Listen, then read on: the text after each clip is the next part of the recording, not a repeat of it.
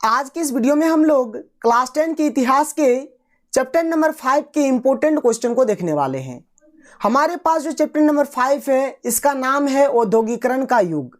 यहाँ पर मैं आपको हर एक क्वेश्चन को बहुत ही सिंपल तरीके से समझाऊंगा। अगर आप एक बार हमारे इस वीडियो को कंप्लीट देख लेते हैं तो आप इन क्वेश्चंस को जिंदगी में कभी भी नहीं भूलेंगे। तो चलिए एक एक करके हम लोग सारे क्वेश्चंस को देखते हैं।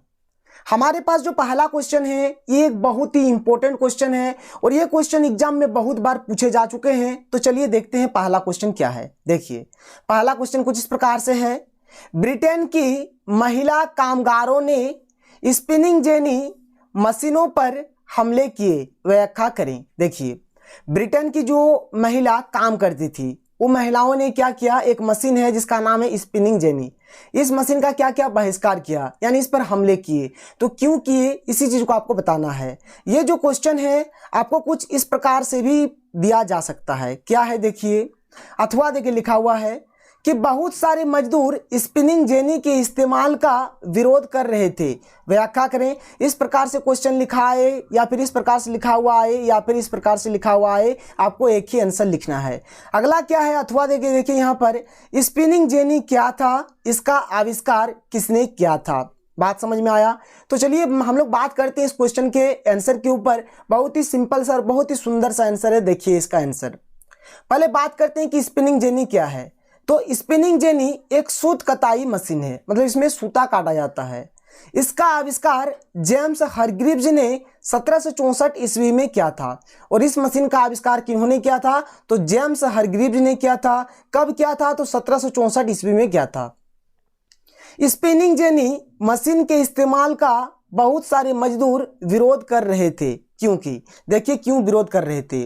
पहला बात करते हैं, देखिए पहला पॉइंट, हम सभी जानते हैं कि किसी काम को 10 आदमी 10 दिन में करें, वही काम को कोई मशीन घंटों या मिनटों में कर देती है तथा इसमें कम लोगों की आवश्यकता होती है। देखिए हम सभी जानते हैं, जाहिर सी बात है कि कोई काम है, मान लीजिए कि 10 आदमी उसे 10 दिन में करता है, तो कोई मशीन क्या करेगा, उस काम को एकदम घंटों या मिनटों में कर देगा।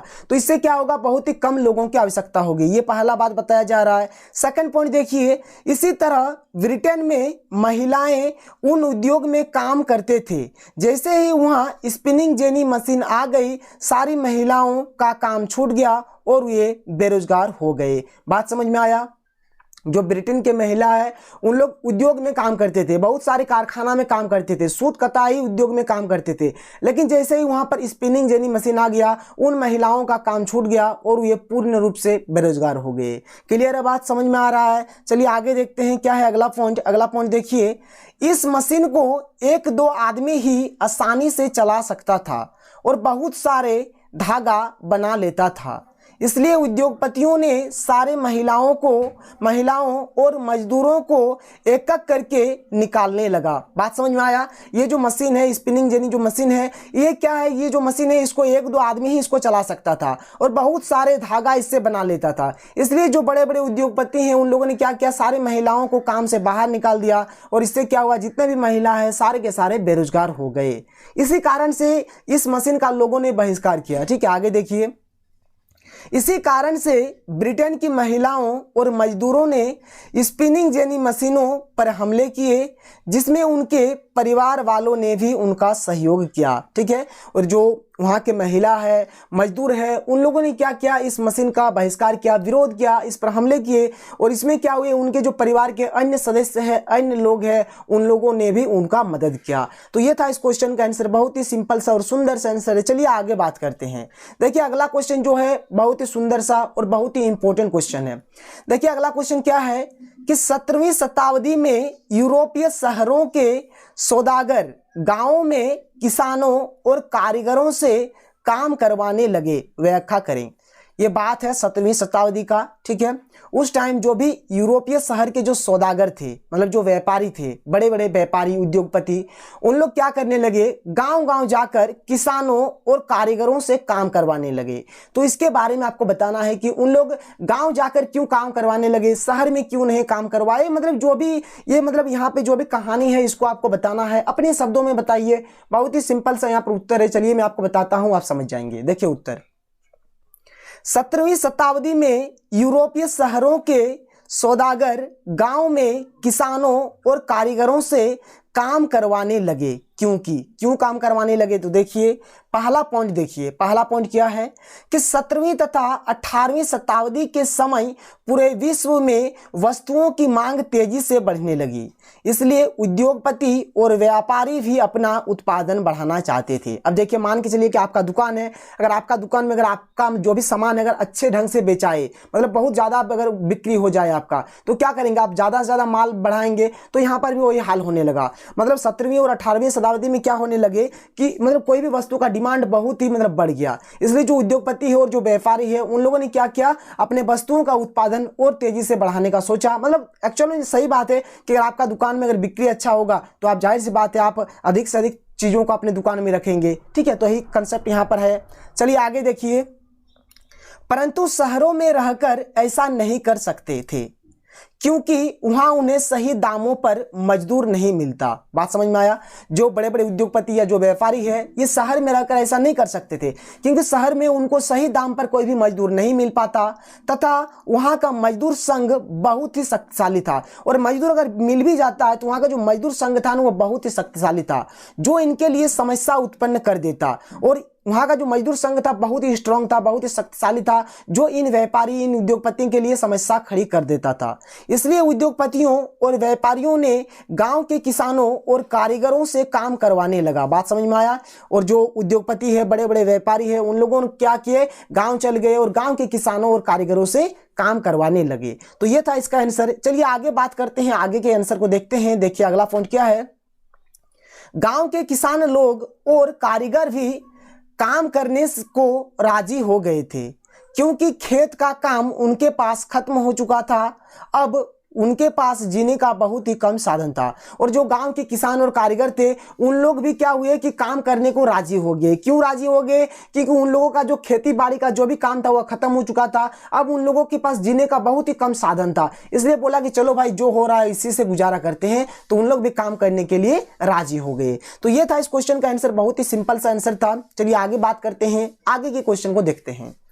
चलिए देखते हैं अगला क्वेश्चन क्या है कि सूरत बंदरगाह 18वीं सदी के अंत तक हाशिए पर पहुंच गया था, व्याख्या करें। ये हाशिए मतलब क्या होता है? मतलब लास्ट स्टेज पर पहुंच गया था, मतलब ये अब इसका मतलब अंत होने वाला था। कब अंत होने वाला था? तो 18वीं सदी के अंत में सूरत बंदरगाह का भी अब मतलब लगभग अंत ही होने वाला था। मतलब ये सूरत बंदरगाह लास्ट स्टेज पर पहुंच गए थे। देखिए इसके बारे में पढ़ते हैं यहाँ पर। उत्तर देखिए, सूरत बंदरगाह गुजरात के तट पर स्थित एक बहुत महत्वपूर्ण बंदरगाह था। बात समझ में आया? ठीक है, ये जो सूरत बंदरगाह है कहां पर स्थित है? तो गुजरात में। तो गुजरात के तट पर स्थित ये एक बहुत ही महत्वपूर्ण बंदरगाह था। 18वीं सदी के अंत तक राजनीतिक सत्ता मिलने के कारण ईस्ट इंडिया कंपनी ने व्यापार पर अपनी पकड़ बनाना शुरू कर दिया और बहुत सारे शहरों में अपना व्यापार केंद्र विकसित कर लिया। बात समझ में आया? 18वीं सदी के अंत तक क्या हुआ, जो ईस्ट इंडिया कंपनी है उसके हाथ में सत्ता आ गया, यानी उनके हाथ में ही अब सारा कंट्रोल आ गया। तब उन लोगों ने क्या किया, मतलब जो व्यापार है, व्यापार में उन लोगों ने क्या किया, अपना जो पकड़ है, मतलब अपना जो फील्ड है उसको बनाने लगा और बहुत सारे शहरों में अपना व्यापार केंद्र विकसित करने लगा। कौन? तो ईस्ट इंडिया कंपनी। कब का बात हो रहा था? 18वीं सदी के अंत तक, मतलब 18वीं सदी के अंत का बात ये है। ठीक है, आगे देखिए क्या होता है। इसके कारण व्यापार के पुराने केंद्र बर्बाद होने लगे और नए केंद्रों का उदय होने लगा। इससे क्या हुआ, व्यापार का जो भी पुराना केंद्र था, जो भी पुराना बंदरगाह था, सारे के सारे मतलब बंदरगाह मतलब बंद होने लगे, मतलब बर्बाद हो गए। इसीलिए यहाँ पर लिखा है कि पुराने केंद्र बर्बाद होने लगे और नए केंद्र का उदय होने लगा। इसलिए सूरत बंदरगाह 18वीं सदी के अंत तक हाशिए पर पहुंच गए थे। बस यही था इस क्वेश्चन का आंसर। एक्चुअल में बात क्या हुआ कि 18वीं सदी के अंत में क्या हुआ कि जो भी ईस्ट इंडिया कंपनी था उसको मतलब सत्ता मिल गया। तो सत्ता मिल गया तो क्या हुआ, जो व्यापार है ना, व्यापार को उन लोगों और बढ़ाना चाहा। तो बढ़ाने के लिए क्या किया, उन लोगों ने विभिन्न शहरों में, अलग अलग शहरों में अपना व्यापारिक केंद्र वहां पर स्थापित करने लगा। इससे क्या हुआ, जो भी पुराना केंद्र था वह तो बर्बाद हो गया और धीरे धीरे नए केंद्र का उदय होने लगा। तो इसी कारण क्या हुआ कि जो सूरत बंदरगाह हुआ 18वीं सदी के अंत तक हाशिए पर पहुंच गए थे। तो यह था इस क्वेश्चन का आंसर, बहुत ही सिंपल सा आंसर था। चलिए बात करते हैं अगले क्वेश्चन के ऊपर, और ये जो क्वेश्चन है बहुत ही इंपॉर्टेंट, बहुत ही झकास क्वेश्चन है। चलिए देख लेते हैं क्या है।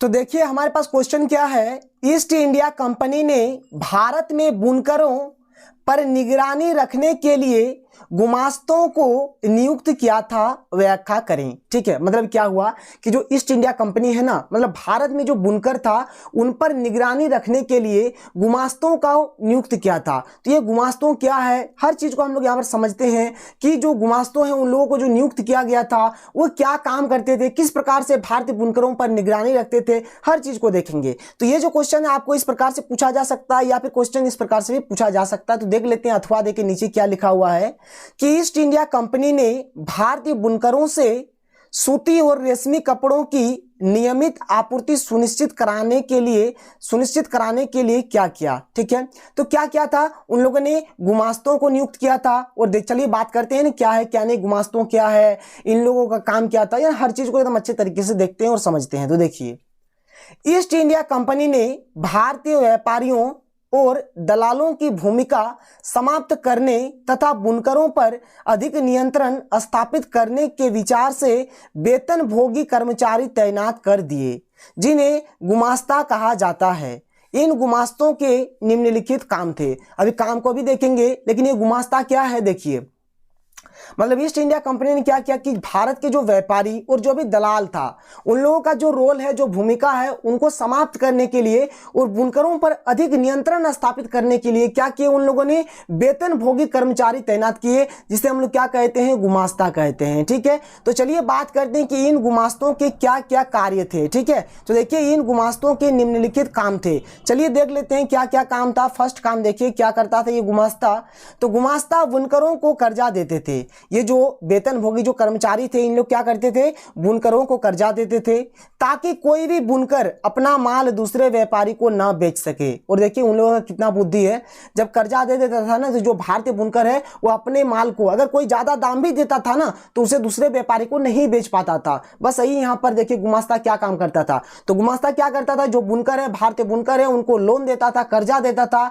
कर्जा क्यों देता था, ताकि कोई भी बुनकर अपना माल दूसरे व्यापारी को ना बेच सके। ठीक है, जो भी बुनकर कर्जा लेते थे वे सभी लोग अपना कपड़ा गुमास्ता को देते थे। और जो जो बुनकर कर्जा लेते थे, मतलब एक्चुअल में क्या था कि लगभग बुनकर कर्जा लेते थे, और जो भी बुनकर कर्जा लेते थे वो अपना कपड़ा किसे देते थे, गुमास्ता को देते थे। ठीक है, आगे देखिए, गुमास्ता बुनकरों से कपड़ा इकट्ठा करते थे और इन कपड़ों की गुणवत्ता की जांच भी करते थे। देखिए गुमास्ता क्या करता था कि जो बुनकर है ना, बुनकर से कपड़ा लेता था, कपड़ा इकट्ठा करता था, और कपड़ा का किस प्रकार का क्वालिटी है, इस क्वालिटी की जांच भी गुमास्ता ही करता था। जैसे जैसे कर्जा मिलते गए, महीन कपड़ों की मांग भी बढ़ने लगी।